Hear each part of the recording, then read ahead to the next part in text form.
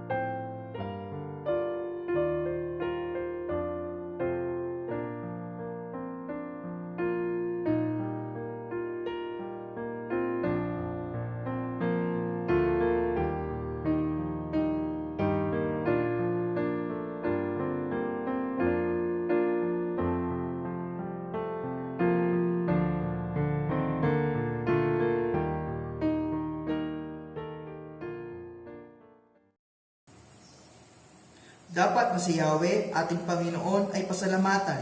Ang kanyang ginawa sa lahat ng bansay dapat ipaalam. Siya ay purihin, handugan ng awit. Ating papurihan ang kahangahangang mga gawa niya ay dapat na isaysay. Tayo pong lahat. Tayo ay magalak, yamang lahat tayo ay tunay na Kanya. Ang Kanyang pangalan, ang pangalang banal, napakadakila. Lahat ng may nais maglingkod kay Yahweh, dapat na masaya. Tayo po ay sumandali sa panalangin. Purihin ka pong muli sa umagang ito, Panginoon. Patuloy kaming nagpapasalamat sa iyong pagsama sa amin sa buong isang linggo. Kaya po sa oras na ito ay paintulutan niyo po nawa kami na magpuri sa inyo sa pamamagitan ng pag-awit at pananalangin. Patuloy mo po nawa kaming samahan at gabayan sa oras na ito ng aming pananambahan upang ito ay patuloy na magkaroon ng kaayusan at maging kalugod-lugod sa iyong harapan. Patuloy po nawa naming maunawaan ang iyong mensahe para sa amin sa oras na ito upang ito ay madali naming maisabuhay. Sa pangalan ng inyong anak na Panginoong Jesus. Amen. Tayo po ay umawit sa ating Panginoon.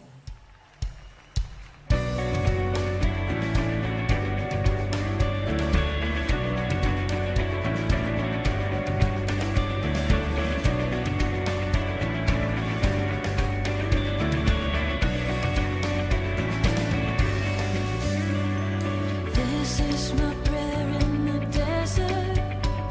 Let all that's within me feast dry. This is my prayer in the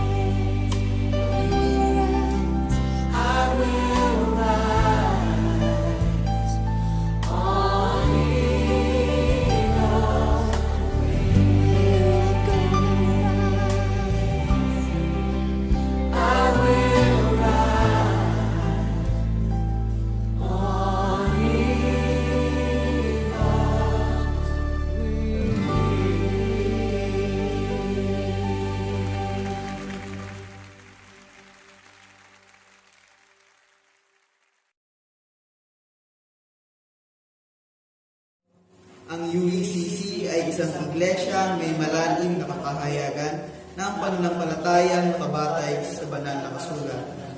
Aktibo nakikibahagi sa dakilang atas na ipinagkatiwala ng Panginoong Jesucristo at nagpapanumbalik ng sanglilikha sa Diyos hanggang sa kanyang muling pagdating.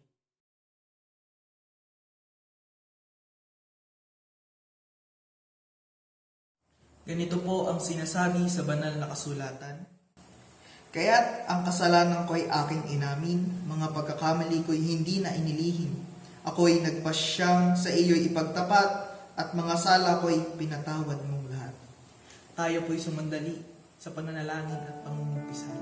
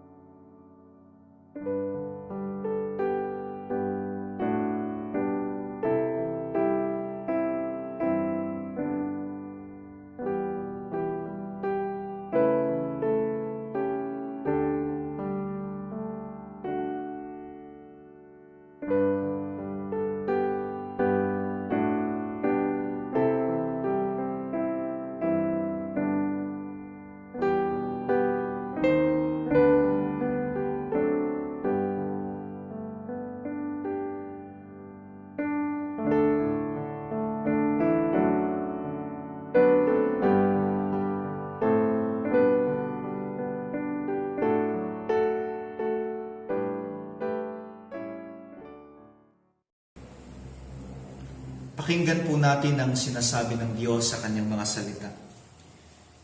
Tunay ngang inalis niya ang ating mga kahinaan, pinagaling niya ang ating mga karamdaman, subalit inakala nating iyo'y parusa ng Diyos sa kanya. Ngunit dahil sa ating mga kasalanan, kaya siya nasugatan. Siya ay binugbog dahil sa ating kasamaan. Tayo ay gumaling dahil sa pahirap na dinanas niya at sa mga hampas na kanyang tinanggap. Ganito tayo inibig ng ating Panginoong Hesus, kung kaya't ang paghihirap na dapat nating danasin ay siya na ang nagbata at nagbuhat at nagdala sa kanyang sarili. Kung kaya't sa mga oras na tayo ay nakakaranas ng kabigatan ng buhay na maaaring bunga ng mga nagagawa nating kasalanan, makakaasa tayo kapag tayo lumapit sa Kanya ay pagkakalooban niya tayo ng kalayaan mula sa mga ito at kagaanan ng buhay. Higit sa lahat, kung tayo lalapit sa Diyos, nang may kapakumbabaan tayo makakaranas ng kapatawarang nagmumula sa Kanya. Tanggapin ninyong lahat kung gayon ang kapatawaran na nagmumula sa ating Panginoon, at mula ngayon ay mamuhay kayo bilang mga bagong nilalang sa pangalan ng Ama, ng Anak at ng Espiritu Santo. Amen.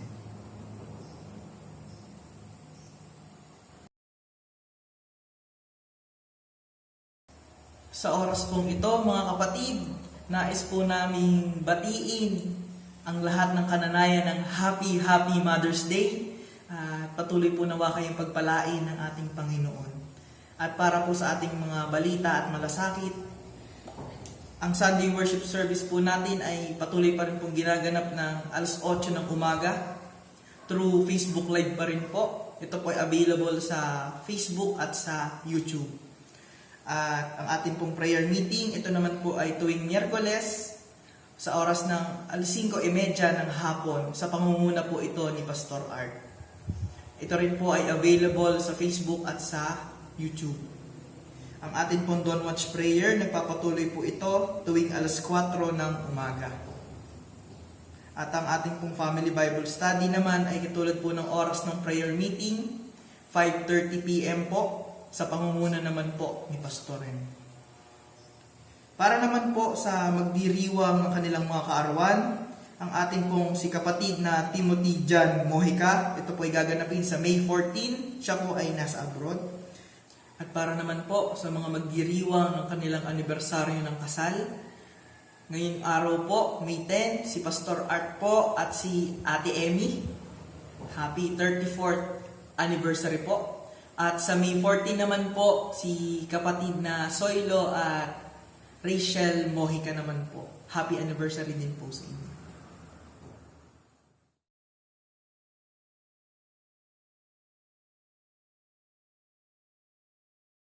Sa pangalan ng ating Panginoong Hesus, tayo po ay sama-samang dumulog sa kanyang banal na harapan at tayo po ay sama-samang manalangin. Minsan pa, O aming Diyos na makapangyarihan sa lahat, sa sandali pong ito, O Diyos, ay patuloy po kami, Panginoon, na dumudulog sa iyo, O God, upang aming Panginoong ilapit sa iyo ang aming Panginoong mga pangangailangan, O Diyos. Una po, O Diyos, amin pong hinihiling, O God, ang inyong makapangyarihang pagkilos, Panginoon, sa aming bansa, sa pangunguna, Panginoon, ng aming presidente, Panginoon, hanggang sa kababaang laylayan, Panginoon, ng kanyang mga nasasakupan. Patuloy po naming hiling, O Diyos, na kayo po ang gumabay, Panginoon, sa bawat pagkakataon, sa bawat sandali sa buhay ng mga taong ito, upang mapanatili, Panginoon, ang kaayusan ng pangangasiwa, Panginoon, sa aming bansa. Ama, alam po namin na sa ganitong mga kaparaanan, sa tulong at patnubay ng inyong banal na Espiritu sa bawat isa sa kanila, ay doon, Panginoon, magkakaroon ng kaayusan. Ang lahat, Panginoon, na maaari, Panginoon, lakaran sa lahat ng sandali, sa lahat ng panahon para sa aming bayan. Kaya marami pong salamat at naroon din po ang aming panalangin sa inyo, O Diyos. Ang aming Panginoong Iglesia, patuloy nga pong ikaw ang patuloy na kumatagpo sa buhay ng bawat isa. Patuloy mo pong pagpalain ang puso, ang isip ng bawat isang anak mo na dito, O Diyos, ay kabahagi. Upang sa gayon, O Diyos, patuloy nga na masumpungan mo na ang pagpapatuloy, Panginoon, ng mga gawain, ang pagpapatuloy sa paglilingkod ay lagi, Panginoong, naroon at lagi nang may pagkakaisa at may rumaayos na pinatutunguhan. Maraming salamat po. Naroon din po ang aking panalangin sa inyo, ang amin po, O Diyos, na mga kapatid, Panginoon, na kung saan ay nagdaraos ng kaarawan. Patuloy nga pong nais naming hilingin na kayo po ang patuloy na sa kanila ay magkaloob ng maayos pang mga kalakasan, maayos na kalusugan at kakumpletuhan ng buhay Kristiyano sa kanila. At dalangin ko po sa inyo, O Diyos, na sa lalakaran pa mga panahon ng kanilang mga buhay ay manatiling ikaw ang baon-baon nila sa kanila, Panginoong puso, sa kanilang isip. At magsilbi, Panginoon, na maging mga patotoo sila sa community na kanilang ginagalawan. Marami pong salamat at ganun din po ang mga nagdaraos ng anibersaryo. Patuloy po namin na isinasamo sa iyo na ganap mo po sila, Panginoong, pagkalooban pa ng marami pang kaarawan ng kanilang anibersaryo, Panginoon, upang sa gayon, O Diyos, patuloy na madama nila, maranasan nila ang kakumpletuhan ng buhay, Panginoon, na sa iyo ay ipinagkakatiwala. Marami pong salamat sapagkat batid namin na sa aming pagdulog na ito, Panginoon, mararanasan namin, madadama namin at masasaksihan namin, Panginoon, na may Diyos kami na sa amin ay pumapatnubay. Gayon din po ang sandaling ito, ang paghahayag ng iyong banal na salita, Panginoon. Dalangin po namin sa inyo, O Diyos, na kayo po ang patuloy na gumabay, Panginoon, sa inyong anak na gagamitin upang maghayag ng iyong banal na salita. Kayo po ang magbigay sa kanya ng katalinuhan, patuloy niya po na maranasan ang pagkupkop, ang pag-iingat ng inyong banal na Espiritu Santo, upang sa gayon, O Diyos, ay patuloy na ito'y maihandog niya, maihatid niya na may kaayusan sa buhay, sa puso, sa isip ng mga anak mo na makikinig dito. At ito, O Diyos, ay tumiim sa puso ng bawat isa, O God, at patuloy nga na ito ay magamit ng bawat isa, Panginoon, upang patuloy na masaksihan mo, magamit ng bawat isa sa pamumuhay Kristiyano, at ito, O Diyos, ay maging matibay, Panginoon, na pundasyon sa kanila, Panginoon, pang araw-araw na pamumuhay. Ama, marami pong salamat at ganun din po ang aking dalangin sa iyo, O Diyos, sa sandaling ito, ang aming Panginoong AMF, Panginoon Ministry. Patuloy niyo pong gabayan ang aming Panginoong mga gawain sa lugar na ito ng Alfonso, at patuloy na ikaw, O Diyos, ang magbigay, Panginoon, ng kasipagan, katalinuhan, kaalaman, pagkakaisa, upang patuloy na mabuklod ang mga manggagawa, at patuloy na maisulong, O Diyos, ang kaayusan, ang katagumpayanan, at ang masigabo, Panginoon, paglago ng mga gawain sa iba't ibang lugar dito sa bayan ng Alfonso. Ama, ang lahat pong ito ay malugod po naming isinasamo sa inyo at amin pong ipinagpapasalamat ang lahat ng ito, Panginoon, sapagkat batid namin, Panginoon, na kami ay may pag-asa, kami ay may pagtatagumpay, dahil ito, O Diyos, ang aming pananampalataya sa iyo, Panginoon. Kaya marami pong salamat, ito po ang aming dalangin, pagpupuri at pagpapasalamat sa makapangyarihang pangalan ng aming Diyos Ama, Anak at Banal na Espiritu. Amen.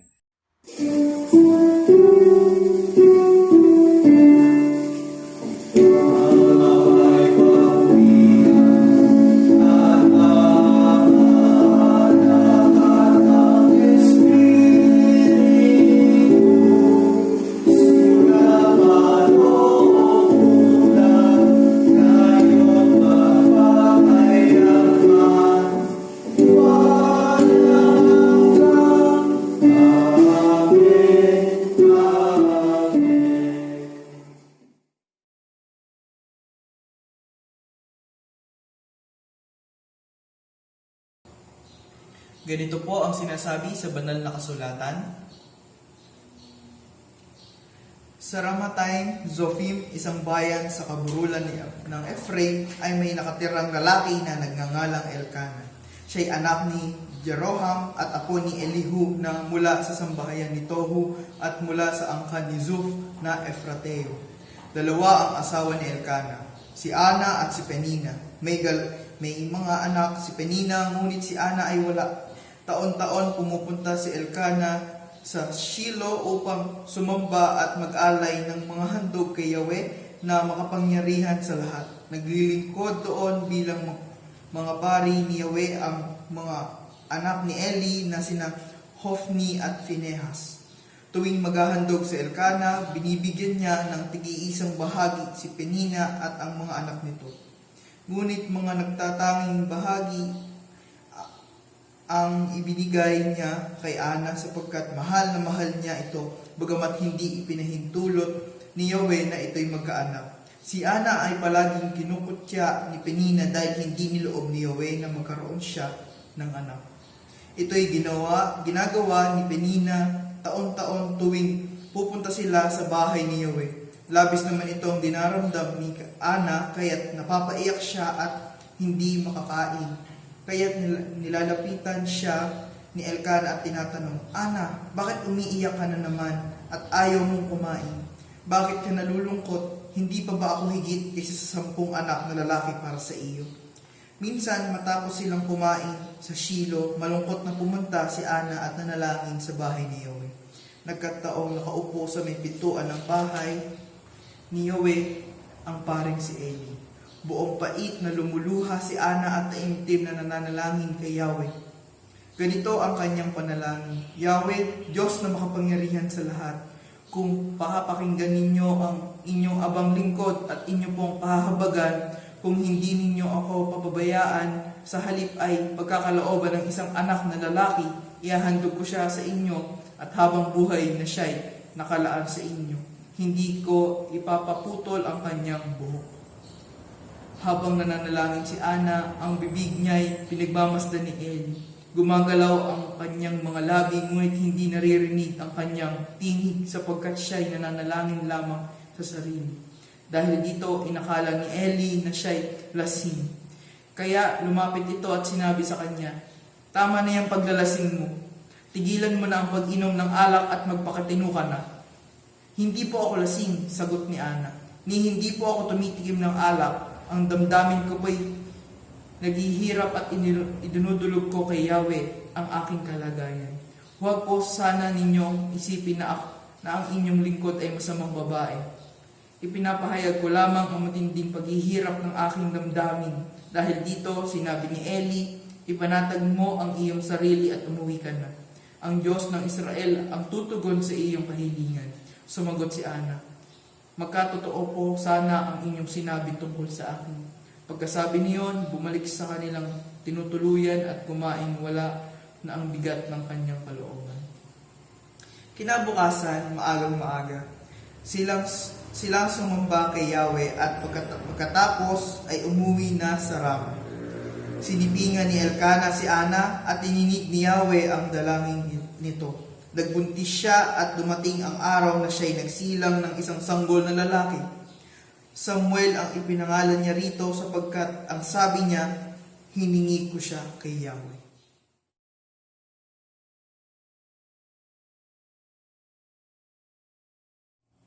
Saglit po tayong manalangin.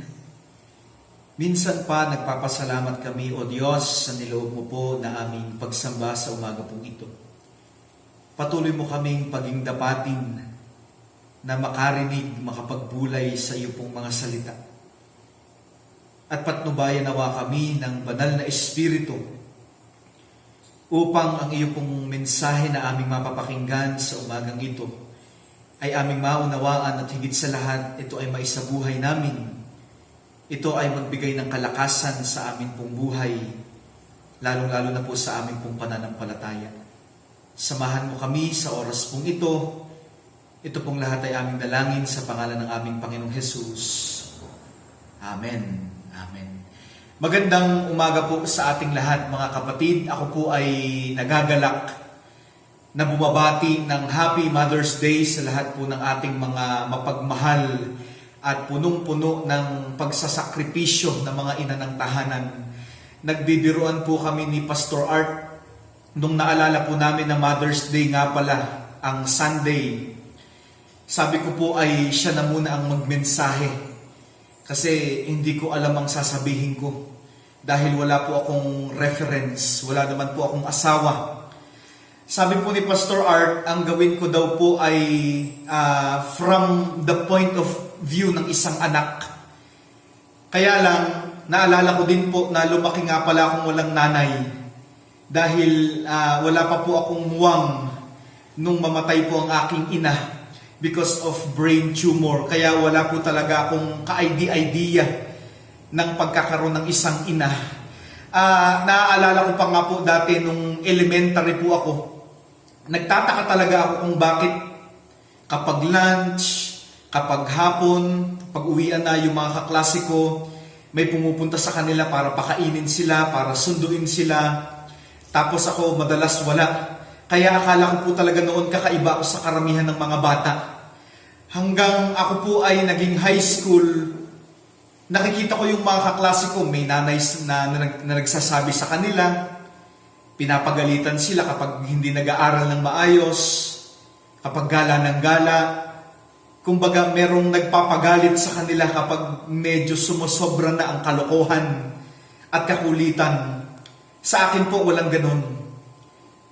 Kaya, I was always an outsider of that experience of having a mother. Lumaki po ako na hindi na-experience ang mga bagay na ito. At hindi ko talaga nakilala po ang aking ina. Kahit po boses man lang sana. Dahil kahit po yung tone ng boses ng nanay ko hindi ko po alam. Kaya lumalaki po ako, ang pagkakakilala ko sa nanay ko ay parang pagbubuo ng puzzle. Kasi kahit po ang aking pamilya, papatak-patak ang kwento tungkol po sa nanay ko. Kahit po ang aking tatay, hindi ko po masyadong nakakausap tungkol sa aking nanay. Hindi dahil ayaw naming pag-usapan, kundi dahil mula pa po kasi nung ako ay nagbibinata, wala na po ako lagi sa bahay. Hanggang nung ako po ay nagpastor na, hanggang ngayon po wala pa rin ako lagi sa bahay. Kaya sa totoo lang, yan po ang isa sa mga malalalim na sugat at pain na dinala ko po habang ako'y nagkakaedad. In fact, isa po yan sa dahilan kung bakit masyado akong nagrebelde sa buhay noon. Subalit, pinagkalooban po ako ng Diyos ng healing sa mga sugat na ito. Not many years ago, nung ako po ay nasa PMI, kung hindi po ako nagkakamali around 2013 or 2014, nakilala ko po ang ating konsihala Carol. Naging kaklase ko po siya sa isang subject sa seminary. Nakapagkwentuhan po kami kasi pareho kaming taga Alfonso. At nabanggit niya na kaibigan niya pala ang aking nanay dahil naging magkatrabaho daw sila sa DSWD. Nung nalaman niya na ako pala ay anak ni Nelia, umiyak po siya at niyakap niya ako. Sabi niya sa akin, ako daw yung bata na kasakasama lagi ng nanay ko kapag pumupunta siya sa bahay nila. At lagi daw nila akong ipinapanalangin noon pong mga panahon na yun. Ako daw po pala yung bata na lagi nilang ipinapanalangin dati. Alam niyo po mga kapatid, nung narinig ko po yun, hindi ko naiwasang balikan o alalahanin lahat ng dinaanan ko sa nakaraan. At hindi ko rin po maiwasang isipin na ang panalangin na ito ng aking ina ay ginamit ng Diyos upang ako ay ingatan at isustain ang aking buhay hanggang sa tuluyan na po akong tawagin ng Panginoon sa ministeryo. Kaya napakahalaga sa mga anak at sa atin pong mga minamahal na tatay, pasalamatan po natin ng lubos ang Diyos sa panalangin ng atin pong mga ina, ng inyo pong mga asawa. At sa mga nanay naman po na nararamdaman na parang walang nangyayari sa kanilang panalangin para sa kanilang mga anak o asawa o sa buong pamilya, do not underestimate the power of your prayer. Kagaya po ng naranasan ko sa aking ina, her prayer for me goes beyond her life on earth. Na bagamat wala na siya sa daigdig na ito, subalit naranasan ko pa rin ang katugunan sa kanyang mga panalangin. Hindi ko na siya kasama habang dinadaanan ko ang mga lubak ng buhay sa nakaraan. Subalit isa ang kanyang panalangin sa mga nagsustain ng akin pong buhay. Sa atin pong binasang mga talata mula sa unang kabanata ng unang Samuel, may pagkaganito din po ang nangyari kay Ana at sa kanyang pamilya. Hindi man po magkapareho ng experience, subalit in general principle of how powerful a mother's faith and prayer is, may pagkakapareho. Kapag binasa po natin ang kabuuang narrative, maaaninag po natin na para bang may issue sa satisfaction ang mga karakter sa istorya. Si Elkanah ay mayroong false o hindi kumpleto na notion o pananaw patungkol po sa satisfaction. Mayroon siyang dalawang asawa, si Ana at si Penina. Kasi alam naman po natin sa kultura nila, ito po ay allowed. At bagamat sabi sa talatang 5, mukhang mas mahal niya si Ana kaysa kay Penina, subalit ang pagmamahal na ito ay para bang more on self-gain and only for his self-satisfaction. Kumbaga iniibig niya ang kanyang asawa na si Ana kasi it satisfies him. Bagamat ito ay hindi nagkakaanak. Nakikita po itong problematic ng mga scholar kasi unang-una, sa side po ni Ana, ito ay kahiya-hiya. Sapagkat madalas po nating nababanggit sa kultura nila kapag ang isang babae ay hindi nagkakaanak, ito po ay kahiya-hiya sa lipunan. Bakit po ito kahiya-hiya sa lipunan? Dahil pangalawa, ang Israel po sa panahong ito ay may thriving agricultural-based economy. Kaya kailangan ng bawat pamilya na magkaroon ng maraming anak upang dumami ang kanilang manpower. Nang sa gayon, mayroon silang makatulong sa pagtatanim at pag-aani in order to support their family as well as to boost the economy. Kaya sa kanila, ang issue po ng hindi pagkakaroon ng anak ay hindi personal issue o personal problem. It is actually a communal and even national issue or problem. Ito po ang dahilan kung bakit shameful sa kanila ang hindi pagkakaroon ng anak. Subalit, kung titignan po natin si Elkanah, parang hindi niya ito nakikita. Basta ang mahalaga sa kanya, mahal niya si Ana. Napaka-teleserye ng dating, di po ba? Parang you and me against the world ang galawan ni Elkanah sa istorya pong ito. Kaya nga, sa talatang 8, bagamat kino-comfort niya si Ana, subalit makikita natin ang pagiging one-sided ng kanyang mga pahayag. Sabi niya kay Ana sa talatang 8, Ana, bakit ka umiiyak? at ayaw mong kumain? Bakit ka nalulungkot? Hindi pa ba ako higit kaysa sa 10 anak na lalaki para sa iyo? Kung papakinggan natin, napaka-sweet po, di ba? Pero kagaya po ng sinabi ko kanina, napaka one-sided nito. Sapagkat ang nakikita niya lamang ay ang pansarili niyang satisfaction. Subalit, hindi niya napupuna ang agony ng kanyang asawa na si Ana. At hindi niya nakikita ang pangangailangan ng kabuuan ng pamayanan. And take note, sabi ni Elkanah, umiiyak ka na naman. Na naman. Ibig sabihin, madalas niyang nakikitang ganito si Ana. Kaya malamang ito rin ang madalas niyang sabihin kay Ana. No? Para naalala ko po dito yung meme dati sa Facebook dati. Na yung ikaw lang sapat na. Ana, ako lang sapat na. Parang ganon. Parang ganon si Elkanah.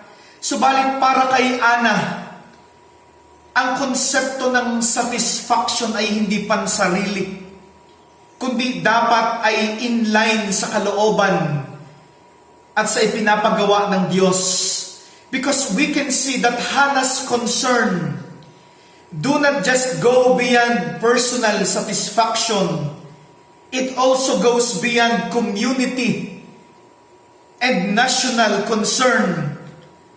Masyado pong radikal ang gusto ni Ana.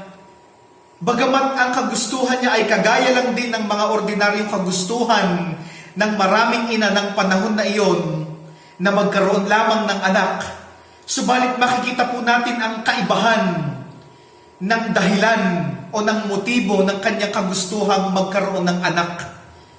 Marami pong ina noong panahon na iyon ang gustong magkaroon ng anak for mere economic purposes.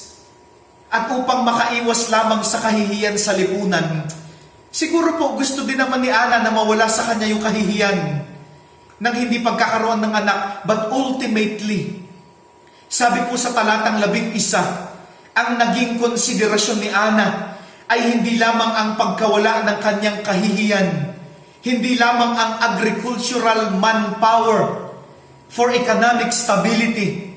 Sabi niya sa Diyos, kung pagkakalooban ninyo ako ng isang anak na lalaki, ihahandog ko siya sa inyo at habang buhay na siya'y nakalaan sa inyo. What a beautiful prayer.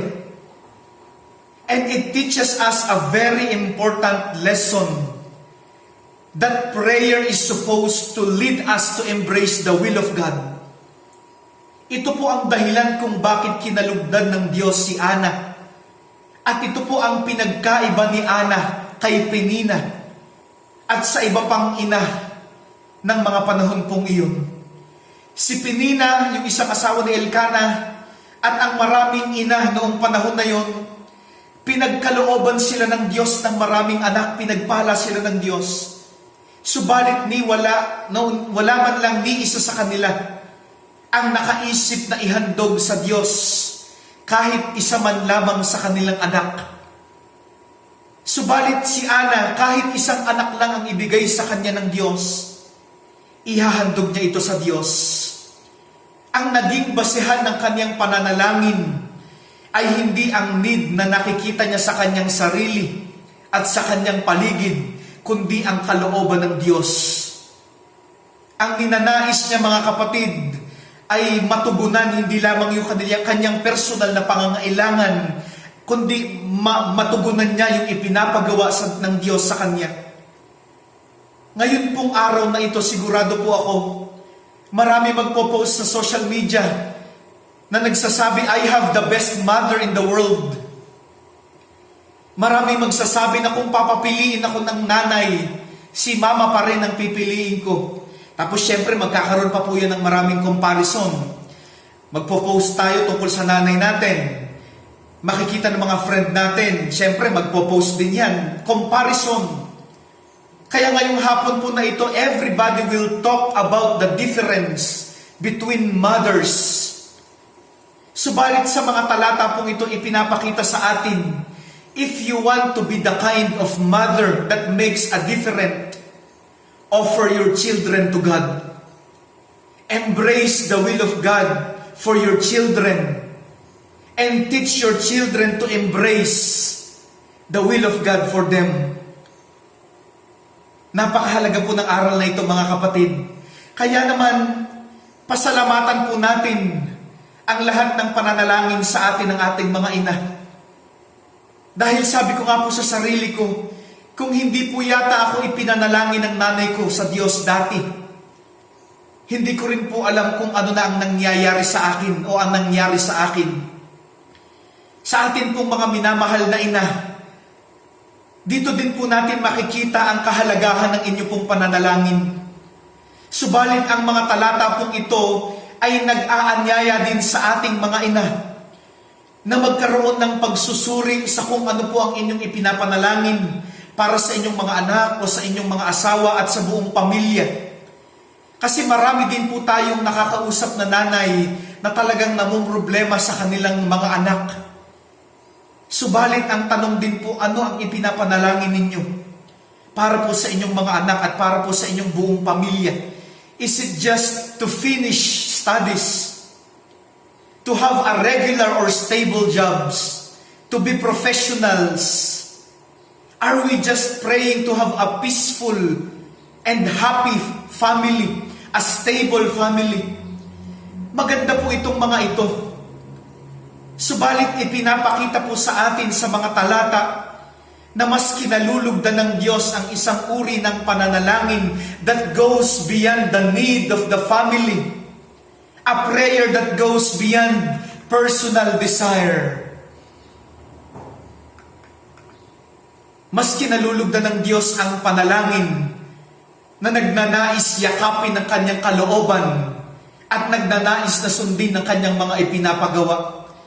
Kaya, tignan po ninyo ang resulta ng mga panalangin ni Ana. Hindi lang siya basta binigyan ng anak. God also exceeds her expectations. Even the answer of God to her prayers go beyond what she expects and what her family needs. Look at that. Kasi sino po ang naging anak ni Ana? Si Samuel. Sino po si Samuel? Si Samuel. Siya lang naman po ang nag-anoint sa unang 2 hari ng Israel. Siya ang nag-anoint kay Saul para maging kauna-unang hari ng Israel. At siya ang nag-anoint kay David, the greatest king that Jerusalem ever had. Sa sobrang dakila ni David, sa sobrang righteous niya sa harapan ng Diyos, sa lineage niya, niloob na manggaling ang human link to the Messiah, to Jesus Christ, the Savior of the world. Subalit inumpisahan ito ng Diyos nang mag-umpisa si Hana na manalangin ayon sa kalooban ng Diyos. At tignan ninyo, kahit tayo sa panahon pong ito, nararanasan pa rin natin ang epekto ng panalangin ni Ana. Sapagkat naranasan natin ang kaligtasan sa pamamagitan ng Panginoong Hesus na nagmula sa lahi ni David, na inanoint ni Samuel na anak ni Ana na kanyang ipinanalangin sa Diyos at ipinangakong ihahandog sa Diyos. Ganito kinalulugdan ng Diyos ang panalangin ni Ana. Sapagkat siya ay nanalangin not for personal satisfaction, but to glorify God and for the purpose of serving Him. Kaya uulitin ko po, mga nanay, do not underestimate the power of your prayers. At huwag po kayong mapagod na manalangin para sa inyong mga anak, para sa inyong mga asawa, sa inyong buong pamilya. Lalo na kung ang ipinapanalangin ninyo ay ang katuparan ng kalooban ng Diyos at ng mga layunin ng Diyos para sa kanila. At sa atin po na mga anak, gayon din po sa mga asawang lalaki. Napakapalad po natin kung meron tayong mga ina, kung meron tayong asawa na mapanalanginin, at palagi tayong hinihimok at inaakay sa buhay ng pagyakap at pagsunod sa kalooban ng Diyos. Huwag din po nating baliwalain at maliitin ang kanilang paglilingkod sa Diyos. Sa halip, samahan po natin sila. Sapagkat naniniwala tayo na ilagay ang istorya ng pananampalataya at pananalangin ni Ana sa banal na kasulatan, Hindi upang maging ordinaryong istorya ng isang individual na tao at ng kanyang pamilya. Hindi din po ito naisulat just for the sake of historical accuracy. Naisulat po ito upang ipakita kung paanong binibigyang karangalan o kung paanong pinaparangalan ng Diyos ang mga taong nagtitiwala sa Kanya at nagbibigay ng buhay sa Kanya sa kabila ng kabigatan ng buhay. Kaya naman, mga kapatid, ang istorya pong ito ay isang modelo primarily para sa mga ina. Subalit ito rin po ay modelo para sa bawat isa sa atin at sa atin pong buong pamilya. Mapalad po tayo kung mayroon tayong ina o asawa o kapamilya na may pananampalataya at pananalangin na kagaya ng kay Ana. Huwag po nating maliitin ito dahil ito po isang pagpapala sa Diyos. Kaya muli, bumabati po ako ng Happy Mother's Day sa lahat po ng nanay. Pagpalain po kayong lahat ng ating pong Diyos sa pangalan ng Ama, ng Anak at ng Espiritu Santo. Amen.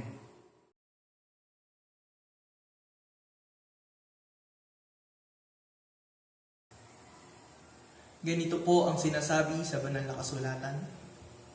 Sa lahat ng pagkakataon, ipinakita ko sa inyo na sa pamamagitan ng ganitong pagtatrabaho ay dapat ninyong tulungan ang mahihina. Alalahanin natin ang mga salita ng Panginoong Hesus. Higit na pinagpala ang mga nagbibigay kaysa tumatanggap. Tayo po ay masayang magkaloob sa ating Panginoon.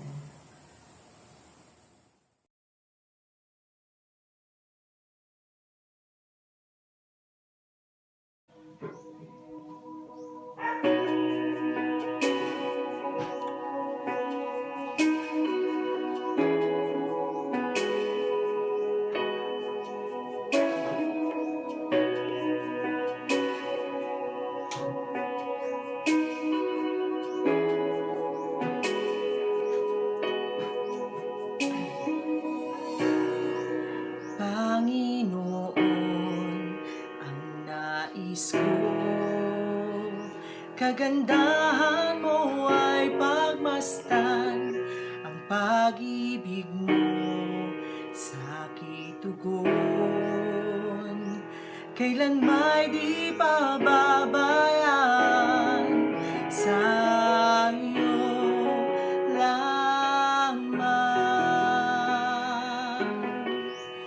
Matatagpuan sa iyo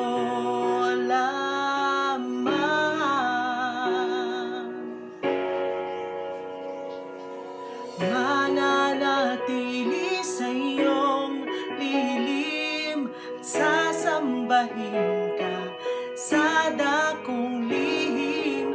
Mananatili sa iyong lilim, nang masumpungan ka sa dakong lihim.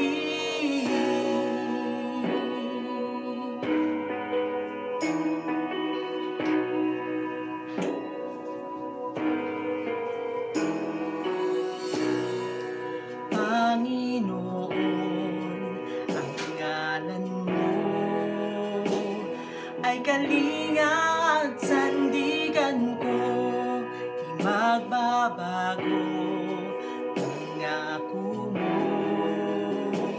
Salita mo'y panghahawakan sa iyo lamang. Matatagpuan sa iyo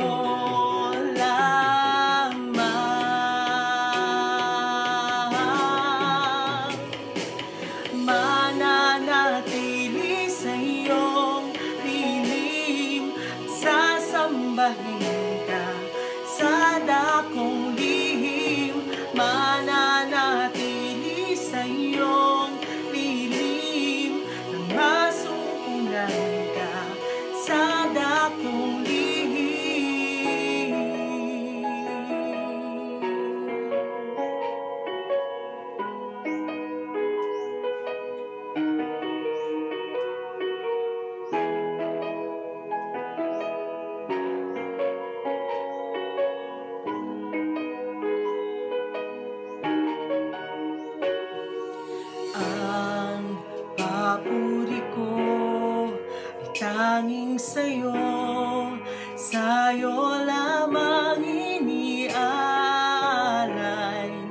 Panginoon, ang puso ko'y sa'yo magpakailanman. Ang papuri ko ay tanging sa'yo, sa'yo lamang inialay. Panginoon, ang puso ko sa'yo magpakailanman. Mananatili sa iyong lihim, sasambahin ka sa dakong lihim. Mananatili sa iyong lihim, nang masumpungan ka sa dakong lihim. Mananatili sa iyong lihim, sasambahin ka sa dakong lihim. Mananatili sa iyong lihim, masumpungan ka sa dakong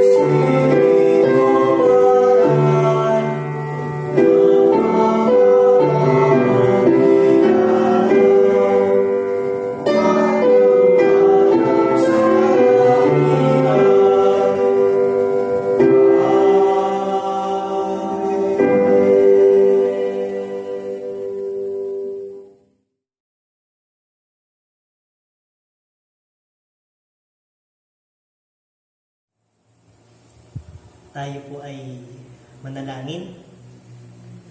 Ama naming banal, naming makapangyarihang Diyos, nagpapasalamat kami, Panginoon, sa patuloy na gabay, sa patuloy na pagsusustain mo sa amin. Gayun din, Panginoon, sa iyong pag-iingat mo sa aming mga buhay. Maraming salamat din, Panginoon, sa aming mga pagpapala na aming natatanggap, sapagkat, Panginoon, hindi mo kami pinagkukulang. Palagi mo, Panginoong, tinutugunan ang aming mga pangangailangan. O Diyos, amin pong ipinagkakatiwala sa inyo ang aming mga handog. Gayun din, Panginoon, ang aming mga buhay. Patuloy mo itong gamitin, Panginoon, para sa ikalalago ng iyong kaharian dito sa lupa. Gamitin mo, Panginoon, ang iyong iglesia. Patuloy mong gamitin, Panginoon, ang impluensya nito na makaabot, Panginoon, ng marami pang kaluluwa, O Diyos. Maraming salamat po, Panginoon, sa iyong kabutihan sa aming mga buhay. Ito po ang aming panalangin sa matamis na pangalan ni Jesus. Amen at Amen.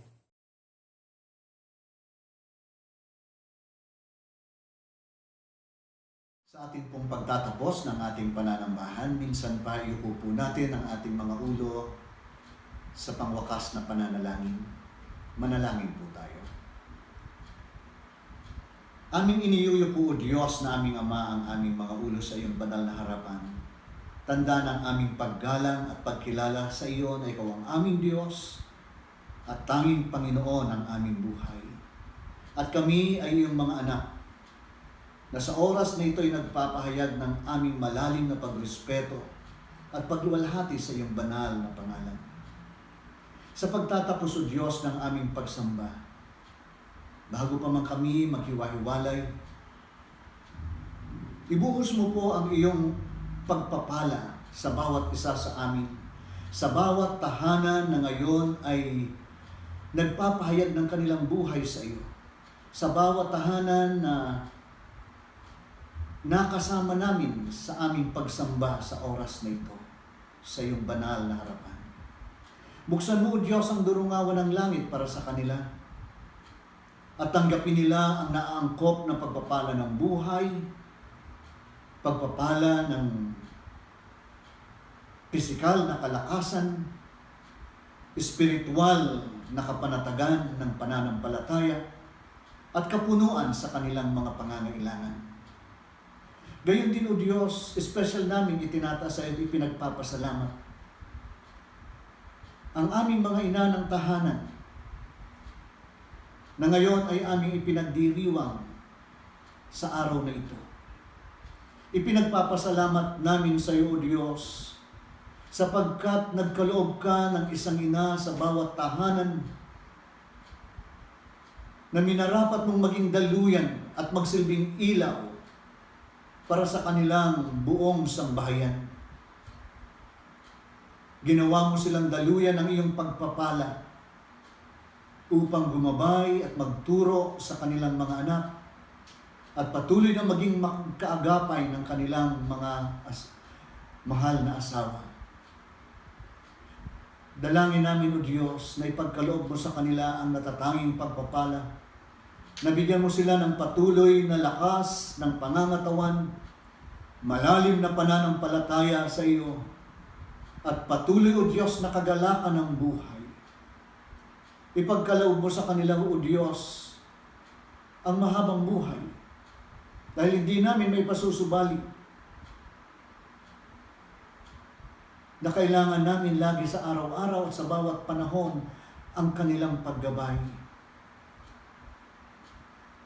Ang kanila, O Diyos, na presensya na nagbibigay sa amin, Panginoon, ng kapanatagan at kayusan din naman sa loob ng tahanan.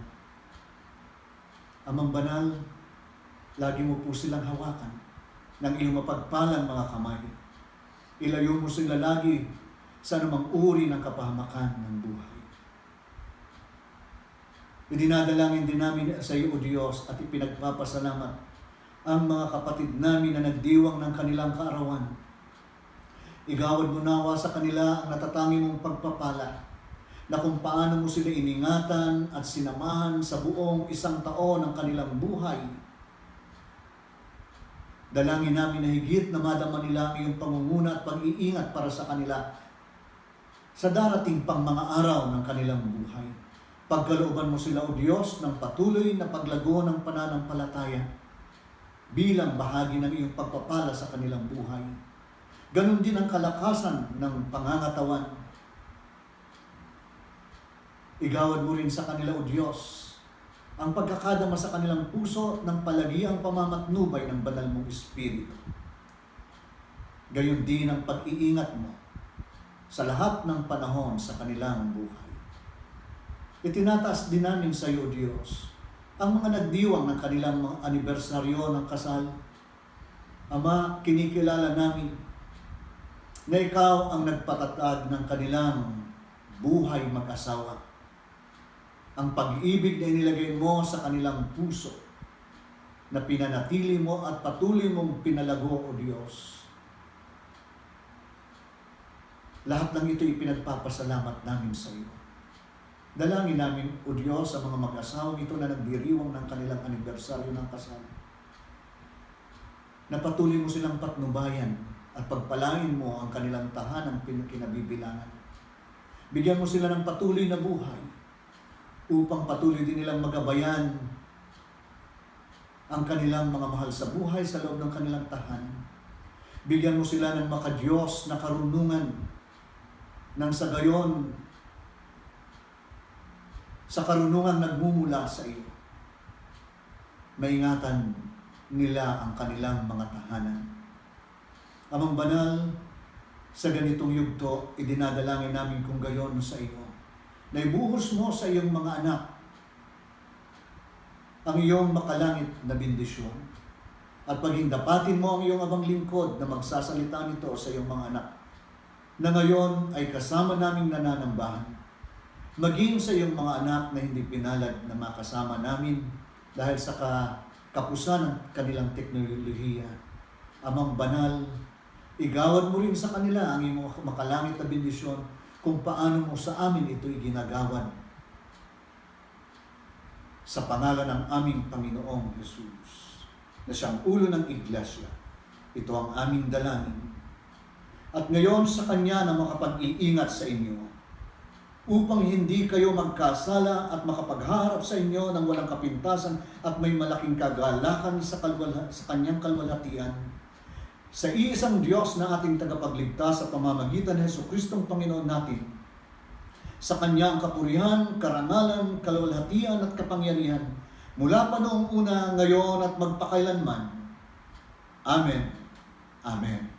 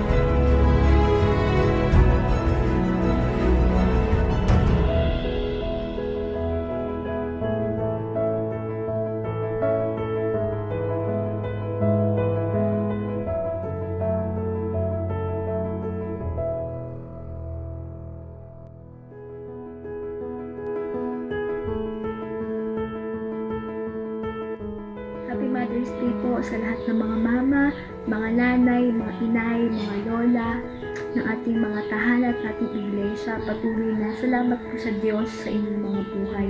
Ganun din, Happy Mother's Day sa aking nanay. Salamat sa buhay mo, salamat sa pag-aalaga, sa pagmamahal, sakripisyo na patuloy na ginagawa mo para sa akin, para sa ating pamilya. Patuloy na salamat sa mga pagdisiplina at patuloy na pagpapayo mo sa akin, sa amin. Salamat sa Diyos sa buhay mo. Patuloy na pagpalain na ang iyong buhay at ang iyong puso. Patuloy na pagbungahin ng Diyos yung naisin mo para sa amin at para sa sarili mo. Ganun din, Happy Mother's Day kay Ate Joy, pati kay Inay. Patuloy na salamat po sa inyo. Sa lahat po ng mga nanay sa pinakamamahal kong iglesia na UECC, binabati ko po kayo ng Happy Mother's Day. Lalong-lalo na po sa aking pinakamamahal na inay, Lovey. Happy Mother's Day! Hello, Mommy. Thank you for everything. Thank you for your love and care. And always remember, we love you so much. Happy Mother's Day. Happy Mother's Day. Love you. Happy Mother's Day po, Mami. Salamat po, Mami, sa walang sawang pagmamahal at pag-aalaga po sa amin. Salamat po sa pagtuturo niyo po sa amin ng mabubuting bagay. Salamat din po sa Lord sa buhay niyo. We love you po. Happy Mother's Day po ulit. Happy Mother's Day po. Happy Mother's Day, Mama. Magpapakabait na. Huwag na pupunta sa barangay. Huwag na lagi nagpapagod para hindi hinihilot lagi. Happy Mother's Day, Nanay. Bawas-bawasan ang pag-YouTube. Ikaw, Nanay, huwag na masyadong gumalaw at ang iyong tuhod. At huwag nang mag-react sa Facebook, ha? Oh my God. Happy Mother's Day din kina Ninang, tsaka kay Yaya. Kay Tita Sheila. At kay Ninang Len. Happy Mother's Day. Stay pretty, wow. Bye. Love you. I love you. Love you. Happy Mother's Day, Mama. Salamat dahil inaalagaan mo ko. I love you. Happy Mother's Day po sa lahat ng ating mga nanay. At naway pagpalain po kayo ng Diyos at patuloy po kayo maging blessing sa iba. Kayo po ang aming hero at mahal na mahal po namin kayo. Happy Mother's Day po ulit sa lahat ng ating mga nanay. Hello sa aking nanay at sa mga nanay namin sa church. Happy Mother's Day po. thank you sa patuloy na guidance na binibigay niyo sa amin sa at pag-aalaga sa aming mga kabataan sa church. So, mga po ay patuloy kayong gamitin ng Diyos para maging blessings sa bawat pamilya ng church and sa mga kabataan lalo. So, God bless po. Happy Mother's Day po sa ating mga nanay na nandyan. Especially po sa aming pinakamagandang mama. Ma, I just want to thank you for all the sacrifices you have done. Thank you for being a loving and strong mother and wife. Sorry din po sa mga nagagawa namin. And we love you. Happy Mother's Day po. Thank you po sa love and sacrifice niyo lagi para sa amin. Ingat po kayo palagi. We love you